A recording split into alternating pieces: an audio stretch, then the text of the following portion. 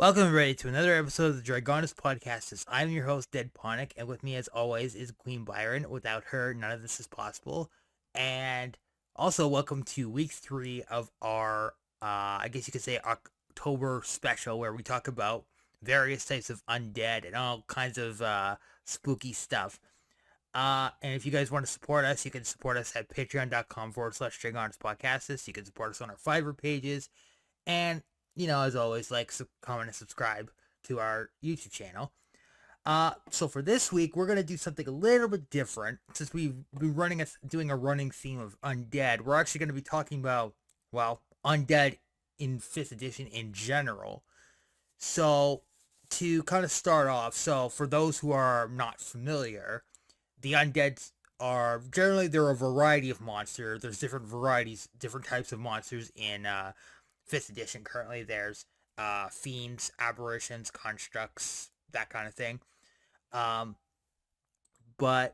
the undead has prevailed through almost every edition of D&D, and in fact D&D would not be what it is without the undead monsters to give it that push it needs. And they're generally defined by several things. They come in a vast array of different forms of undead.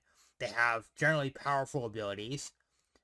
Sometimes there's lore surrounding them, or they even get their own module, cough cough Strahd.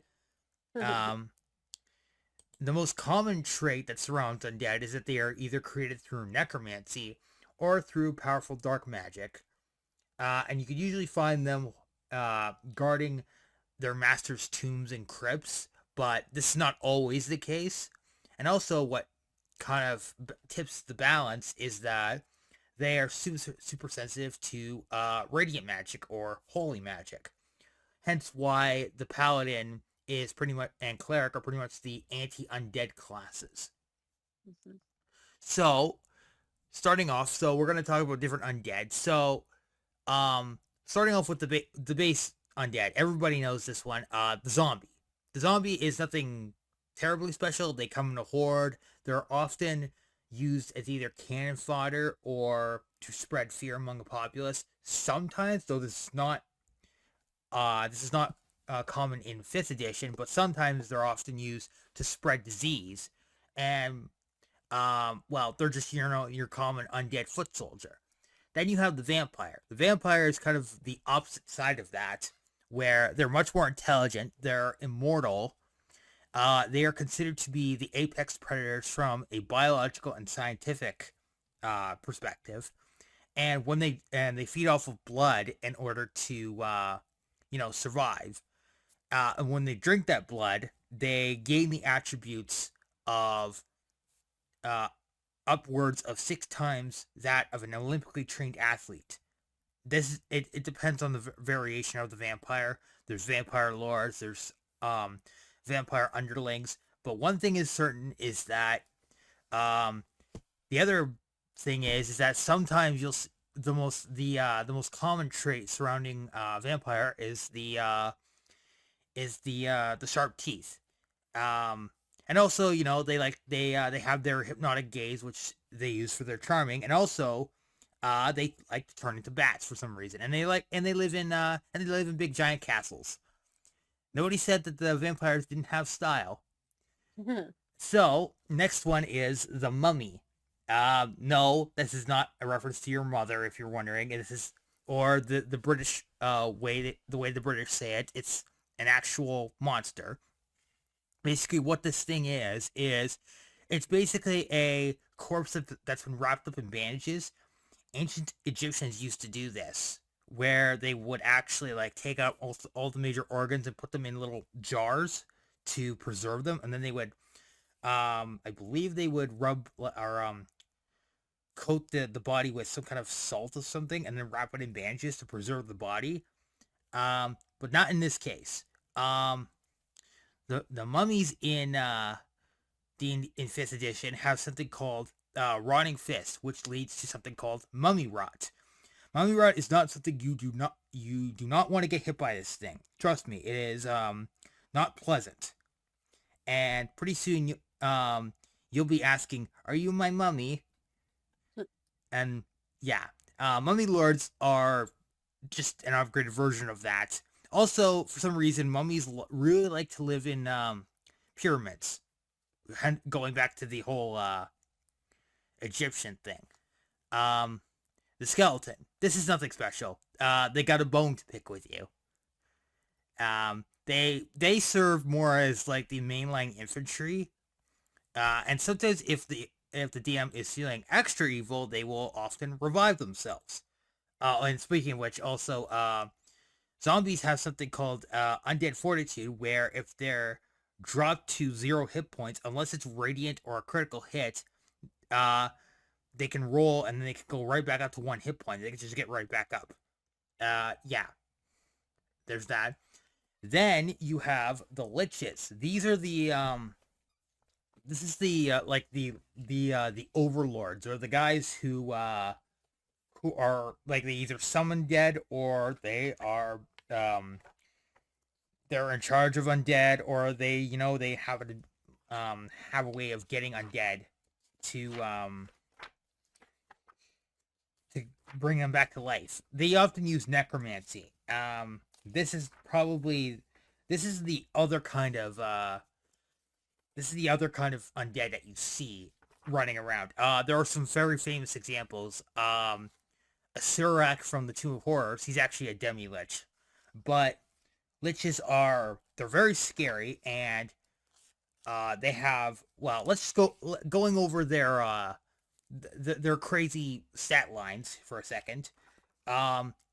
They have legendary resistance, rejuvenation, they can spell cast. They have the ability to basically resist turning effect, turn undead. Yeah. And as a legendary action, they can cast cantrips. They can do their paralyzing touch, or frightening gaze, or disrupt life, which not pleasant. And yeah, and as I said before, some of the most famous evil characters in fiction just so happen to be liches of some kind. So it goes all the way back. Now, there is a non-undead monster that has ties to somebody we'll be talking about in a minute, but the Miraji. This thing is something you do not. I know it's kind of a high-level monster. I believe it has a challenge rating of 18 or 22. I'm not entirely sure, but basically, it has the ability to raise the dead in its vicinity as a ghoul. Its bite attack deals damage to your charisma stat. This is one of the few attacks that actually does damage to a stat line. And once it kills something, it can actually wear that person as a skin and pretend to be them for D6 days. They're not fun. They're absolutely horrifying. And then you've got your other kinds of undead. You have the wights. You have banshees. Banshees are basically elven spirits who are. Hang on. Let me check my. They're basically like spirits who have, like, they refuse to move on, or Byron, help me out here a little bit. Banshees also have a cry, a wail that they do. Not good on the ears. Oh yeah, that too. And they're very spiteful too. They have spite towards the living. Then you have, well, the ghost. The ghost is. It really depends on what kind of ghost you're dealing with, because if you're dealing with something like Slimer or something from the Ghostbusters, that's an entirely different thing. But ghosts in 5e tend to be like, they can pass through walls, they can do all kinds of weird stuff, they can even like possess somebody. And then you've got the ghasts and the ghouls. So the ghouls are, well, they're just recently deceased, raised up, and they have no like real intelligence. They're kind of like the what is it, like a ravenous like creature that that only does what its master commands. And then the ghast is actually generally in charge of the ghoul, and they're a little more intelligent.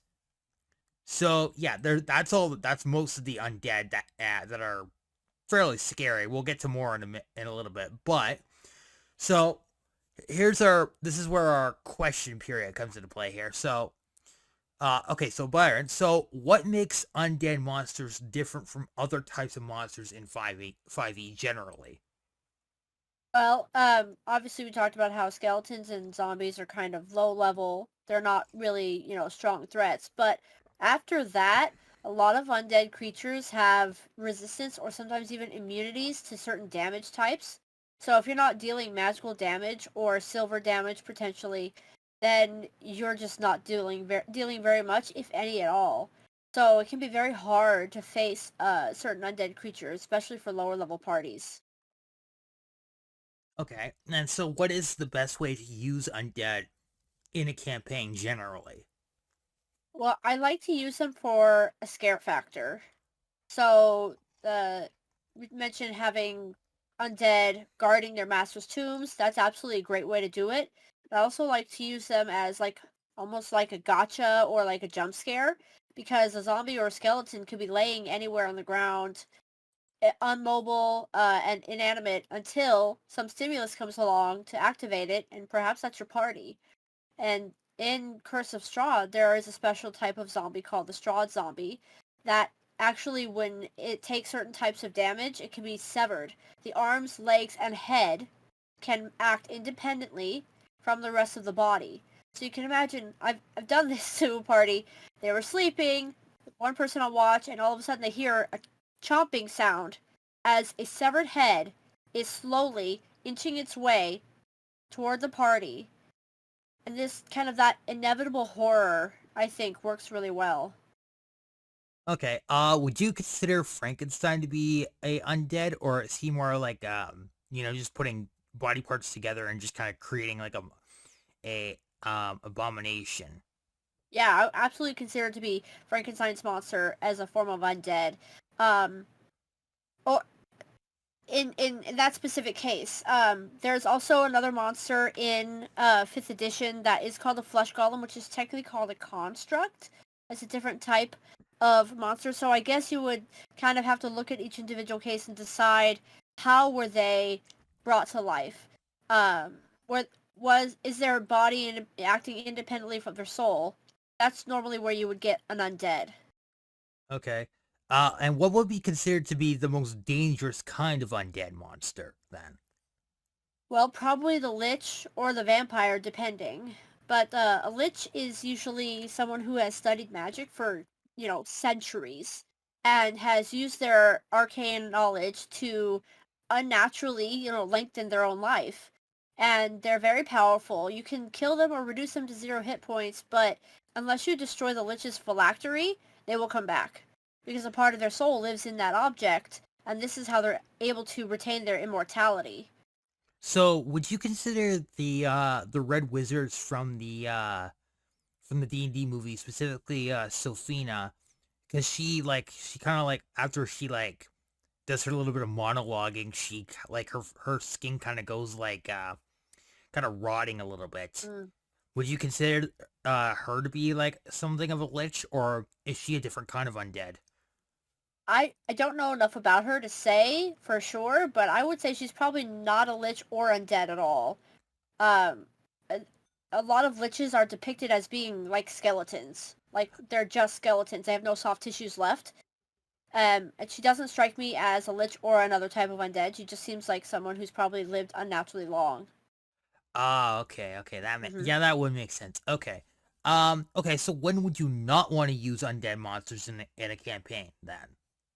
So it really depends, I think, on your tone and the type of campaign that you're trying to set up.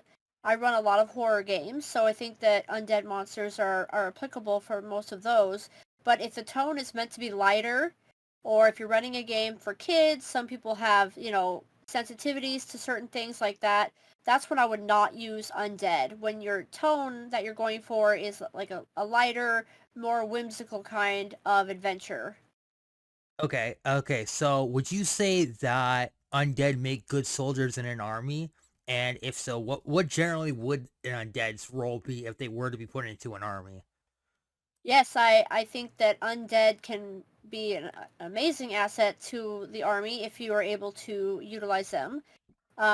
again, tune in next time for our episode on Strahd, but in one of the novels, Strahd was fighting against Aslan, who is an accomplished necromancer, and Strahd realized fairly quickly that all of the soldiers that he sent to, into battle eventually became enemies to him and soldiers on the other side, because Aslan would kill them and raise them. And this can be used to devastating effect. If every one of your soldiers turns into a soldier for the enemy, your army will be quickly overwhelmed. Okay. All right. So then, what is the most common weaknesses of an undead monster generally? A lot of them are weak to radiant damage, as you mentioned, kind of like paladins and clerics will do radiant type damage a lot. But for the most part, that's the best thing to use against them. You mentioned silver as well, and also magical weapons. Sometimes it depends a lot on the creature's stat block. So a white, for example, is they have a resistant to damage that is slashing, bludgeoning, or piercing not done by a magic or silvered weapon. So if you use silver or magic, you overcome their resistance and you would do normal damage. However, they're not weak to silver weapons like a werewolf might be. Okay. And then so we've already talked about the most common way to deal with undead monsters by extension. So when I did research for this, so there's a person that keeps coming up, and his name is Orcus. Who is Orcus? Just out of curiosity. Yeah. Orcus is also known as the Bloodlord, the Demon Prince of Undeath. So this is part of Forgotten Realms lore, which is also where the Red Wizards of Thay come from, which is kind of the default setting for 5th edition. All the modules are kind of set, for the most part, modules are set in the Forgotten Realms. And so this is one of the kind of the demons that you could come across, or actually hopefully not. And I see there's a lot of like monsters that have ties to Orcus, even though he's so if he's a demon, then so why would a demon have like how would a demon be able to even raise the dead if they're not a necromancer, or do just demons have that ability by extension?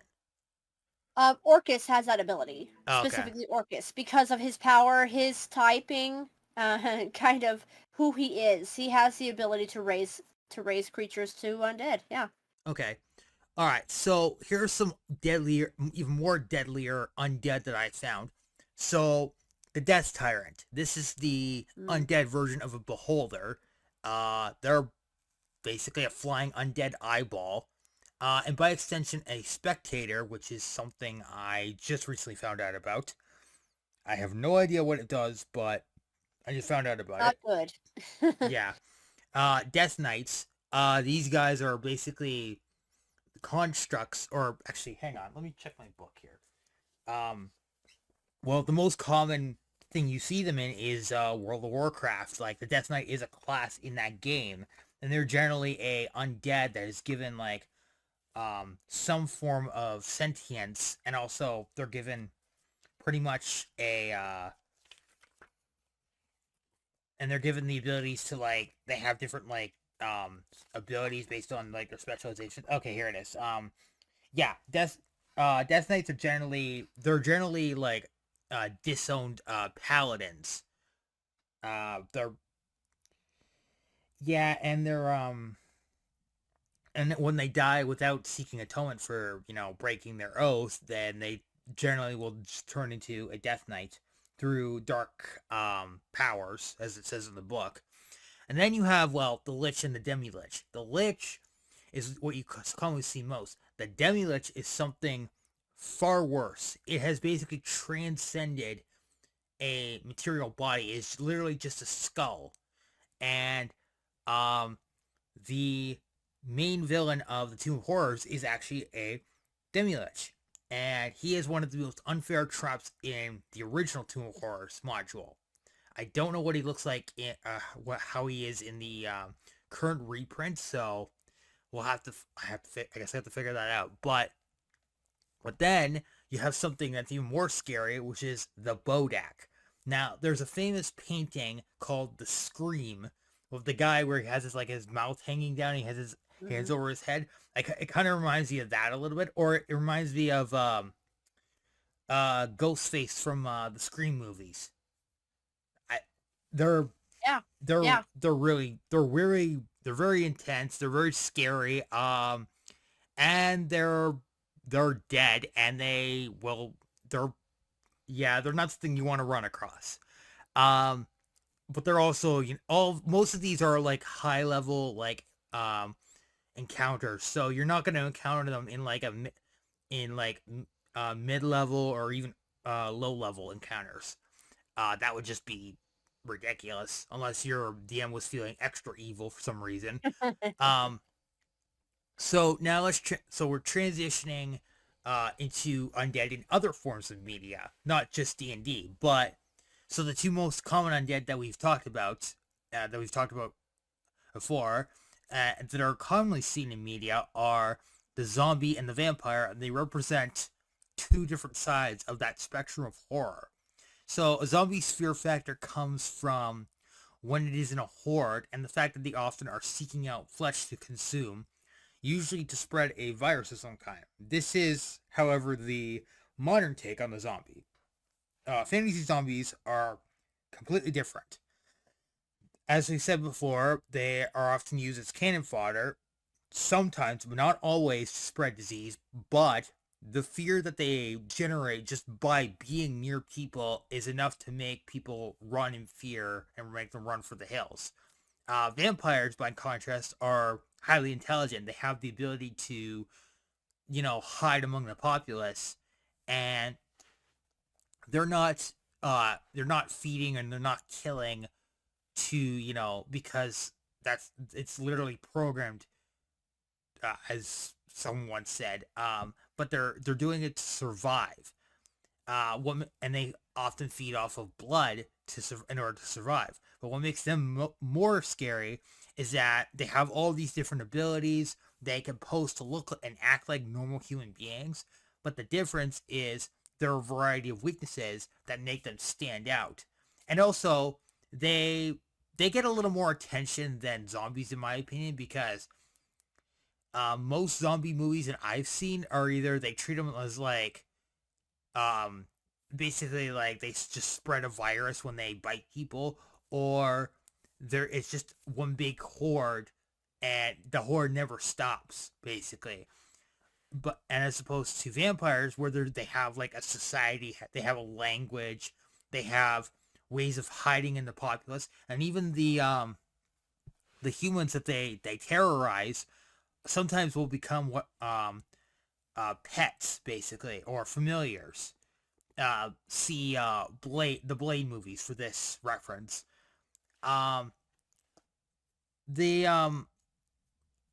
But I would also argue that also vampires and zombies do get enough spotlight, but unlike vampires, zombies don't they don't glow, and they don't have fit for films, which are basically hot garbage. Cough cough. Twilight. Um, then, well, there's another form of undead that most people either, unless you're an actual fan of this particular franchise, you probably won't know what this is, but the Necrons. So, the Necrons from Warhammer 40,000. Their form of undeadness it's very different. So, basically, the Necrons are undead Egyptian space terminators that literally carry, like, fractured pieces of gods into battle. And when they quote unquote die, they don't actually die. Instead, they teleport away. They heal themselves. They actually repair themselves, or they just get right back up. Their form of necromancy and undeadness is more technological, because before they were the Necrons, the Necron tier, as they were called, basically wanted the secret to immortality, and they basically, well, they sold their souls to a group of gods called the Catan, who basically dragged them into these things called biotransference chambers, which literally rip their souls out and they get transferred into metallic bodies. So they literally have no soul, and they waged war against the old ones. And then, well, the Silent King, who is the ruler of the Necrons currently, he waged war rebellion against the Catan, literally shattered them and locked them in these giant vaults, and then they went to sleep for 2 million years because they need to preserve their strength. And then the Imperium comes along and diddles with a green touchpad and opens up this massive like tomb where all these Necrons are basically sleeping, and they just wake up and they look at all these like humans and all these other aliens that are like on their lawns, and they think, get off my lawn, kind of thing, because they believe that the galaxy is rightfully theirs to rule over. Yeah, they're a lot of fun, and they're pretty spooky too, because but they also have a lot of personality too, because there's a character called Trazen the Infinite who literally he basically takes or quote unquote obtains people or creatures or anything like that, or significant artifacts, and basically puts them in this giant museum.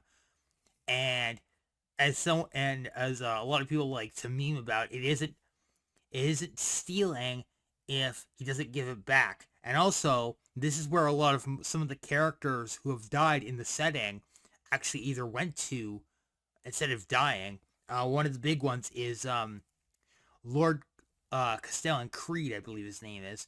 But apparently he's in Trazen's gallery, museum, whatever you want to call it. Yeah, they're a lot of fun, and they represent the more technological side of undeadness. And on the tabletop, their rules are really fun too. So basically, when one of your units gets hit and it looks like it's gonna die, you basically roll a dice, and then if you manage to succeed on the dice roll, your unit just gets right back up and it heals itself, and it just keeps going, and it can actually heal its wounds. It's a lot of fun. They're a lot of fun, and they have some of the best books in 40K in my opinion, and a lot of other opinions. But I'm getting off track. So yeah, so that's the Undead in general. Any more thoughts before we wrap up? Undead are a great way to scare your players, even just for a moment. If you're not running a total spooky campaign, you can just throw a few skeletons at them and make them wonder where they came from. That too, and I also like to point out also, there are some people that say like the Nazgul aren't technically undead, but I would argue otherwise, because, well, technically they're race, as they would be classified as race, but race are technically dead, so there's that. Um, and Sounds as like a future episode idea. Yeah, that too. All right, so next week is gonna be it's Halloween. I don't think we need to really go into details about how to conduct Halloween, but next week we're covering a very famous vampire. No, it's not Edward. Um, Ew. yeah, but well, let's just say some people are either gonna have very fond memories, or they're gonna be very spooked out. But we'll see you guys next week.